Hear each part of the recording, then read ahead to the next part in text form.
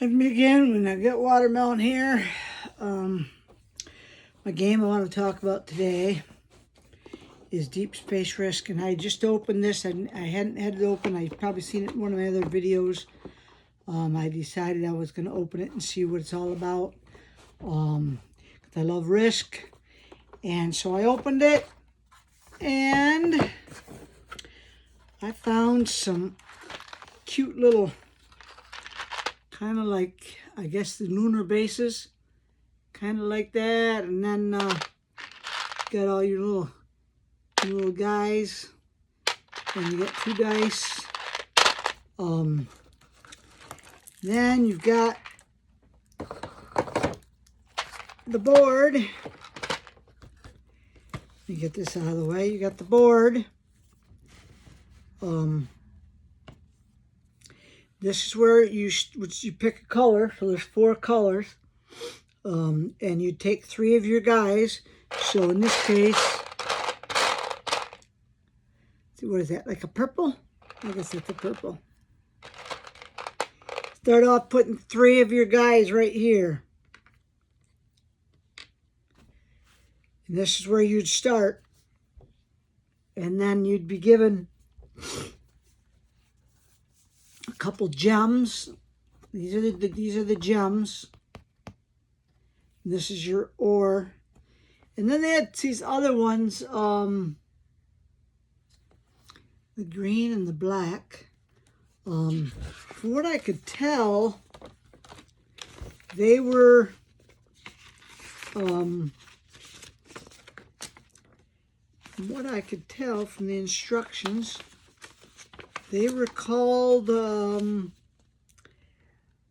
force field. One was a force field, and one was force field token, space dog. I'm not sure what that's about.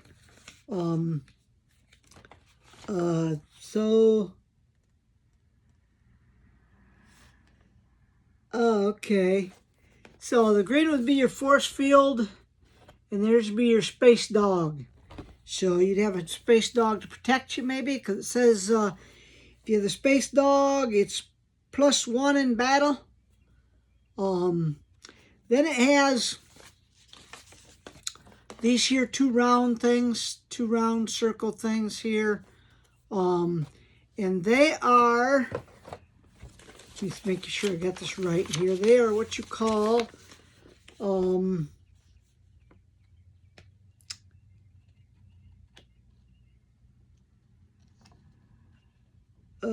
what do they call them again?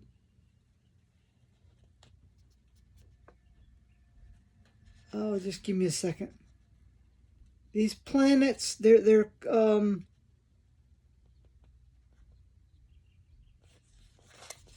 it says put 2 of them on there, opposing planets. These planets are now, so you put those on there on those 2 planets, and they would be considered deep space. So they wouldn't be planets. You couldn't mine from them, but you could go over them. You could go kind of over that spot to get to another spot. It says you can travel over a planet cover, doesn't cost a movement, so it's just kind of like zip, go right across it, don't cost a movement. Your gems, you collect them, and you buy your, I guess, your recruits or your troops in a way. Use your gems to do that. So you mine for gems, and you have these cards. I didn't know the cards. I'm not gonna open them up. But there's this one in the back. It says meteor shower. It's raining gems. Gain 1 gem. So you get 1 extra gem. From that, I don't So you mine something, you land on a planet, and you want to mine it. You need two of your recruits, or troops, if you want to call them that, on that planet in order to mine stuff. So your first move, you're not going to have any men on any planet. So you'd move them over, maybe two of them over there, at least two. So on your next move, you can mine, but you have to mine first before you do anything else on your move. So the next move, you'd mine whatever you can mine. I don't know. I don't know how many. However, you can only mine at the beginning of your turn. Which, okay, so you may pay 1 gem. So again, buying your recruits. To move, you are allowed up to 2 movements per turn. So 2 movements per turn. So your true recruits can go boom, boom to one spot, you know, and you build up there maybe, and then you can, you know, it's however you, strategy-wise, you want to do it.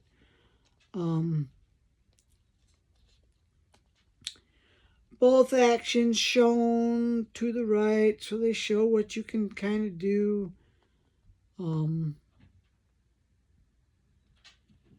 Let's see here. If you move to a planet occupied by an opponent's recruits, you must stop immediately and battle. So if you put something on there, you have to battle that opponent. So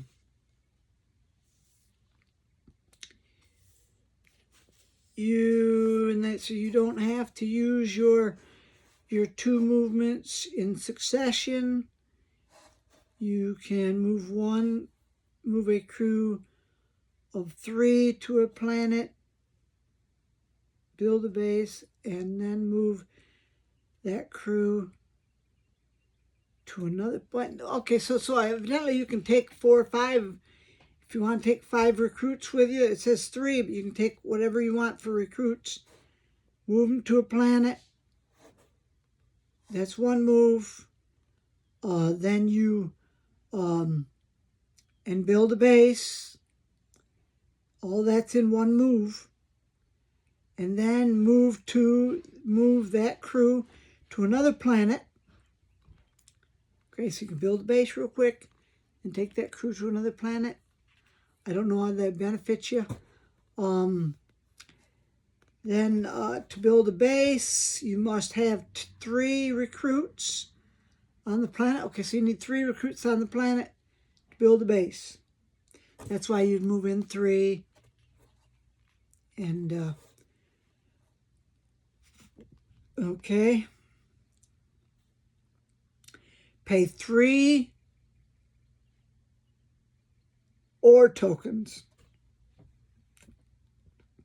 So it costs you. You need 3 recruits to land on the base, and it's going to cost you 3 ore. So you probably want to mine first. I'm assuming you can mine ore. Play an action card. You know, you can use action cards to get ahead.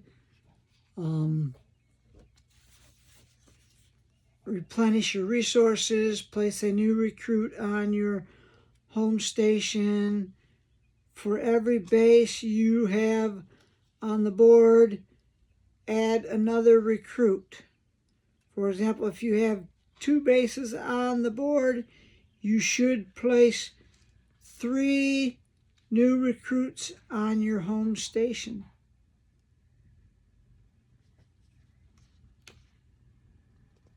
Okay, so let's see if we can get into something here.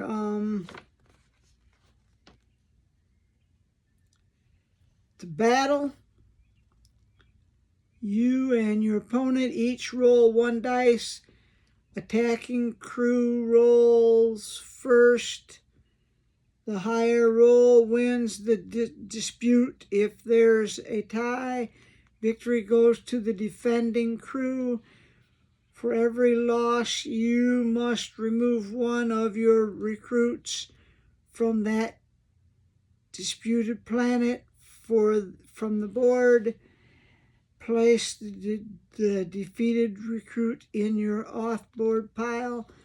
When someone runs out of recruits to battle with, they lose. So, yeah, that's kind of, let's see, the winner.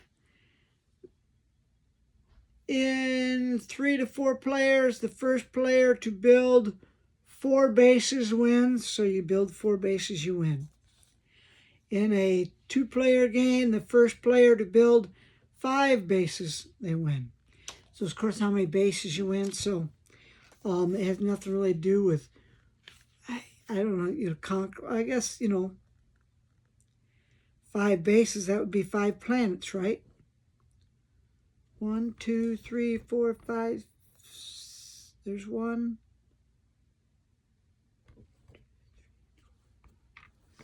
Which would occupy most of them, 5. That would occupy most of the planets. So yeah, it's there's a little more to that. I'm still generally trying to work on my grading of my scoring of the games.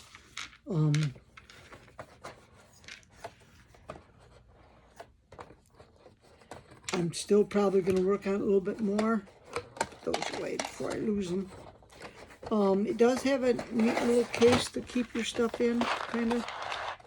You just kind of put it in there, your small little pieces. I like that. And it sets in there like this.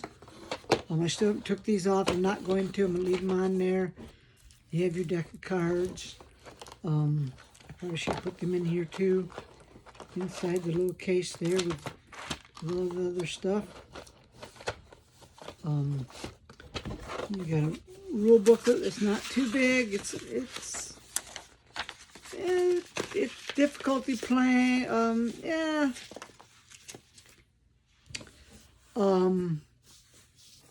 Setup doesn't look too bad. It doesn't seem to be too bad. I'll give it a 4. Obviously there's a little bit to it. It's not too bad.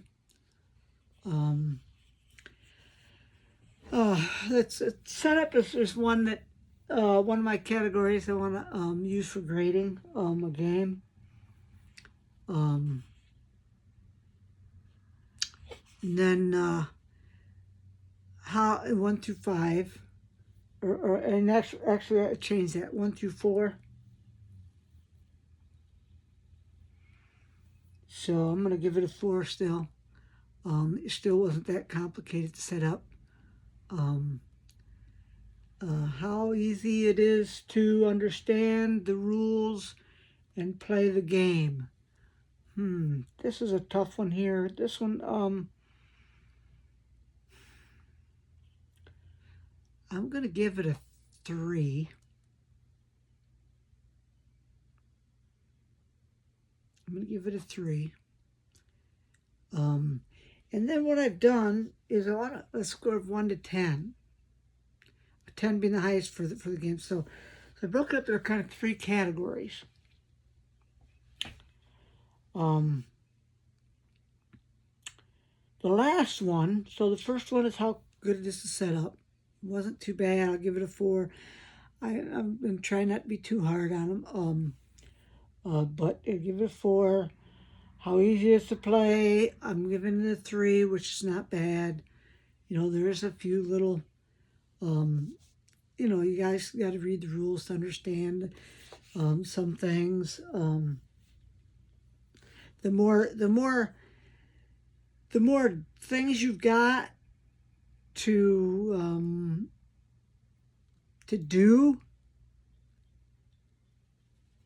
can make it more complicated. And then I've got another category, and this is just my category of if I really find anything that I really think needs to be changed. I've got 2 points there to minus or just to let them have. So right now I'm at 7. And if I don't find anything that's really, that I really think I need to change or anything like that, or that I really don't understand totally or something, they'll get those 2 points. And I might change that to 3, but for now I'm trying it with this. I'm gonna keep on trying until I get it right. That's what you got to do. So did I find anything really?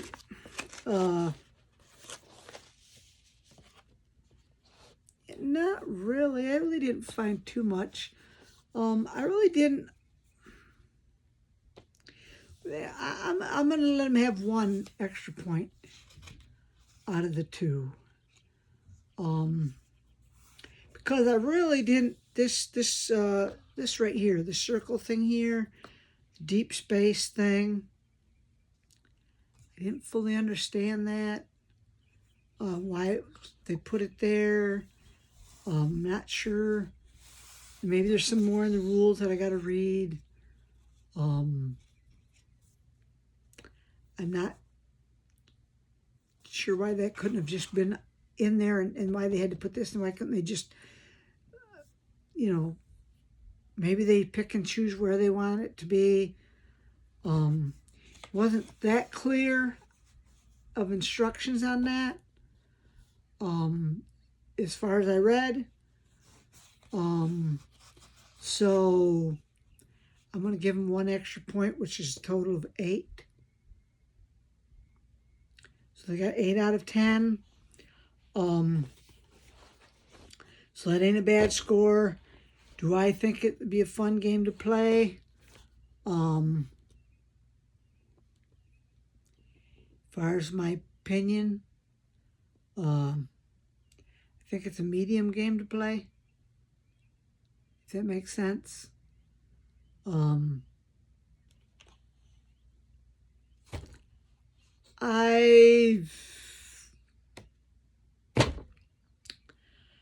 I play it? I don't know for sure. Maybe if I had somebody to play it with and understand a little bit better, maybe. But if maybe with a younger kid or something, I'd probably play it. With an adult, no, I think it's meant for kids. 10, 11, 10-year-olds, whatever. I'd probably play it with them just to kind of have fun with them on it. But, it doesn't interest me that much. So on my as far as me playing the game, from a 1, let's say 1 to 5. As far as me playing it, I'd give it a 3. Middle of the road. I could take it or leave it. Anyways, that's kind of how I've kind of judged this. Give me some feedback on what you think. I'm still working it out a little bit.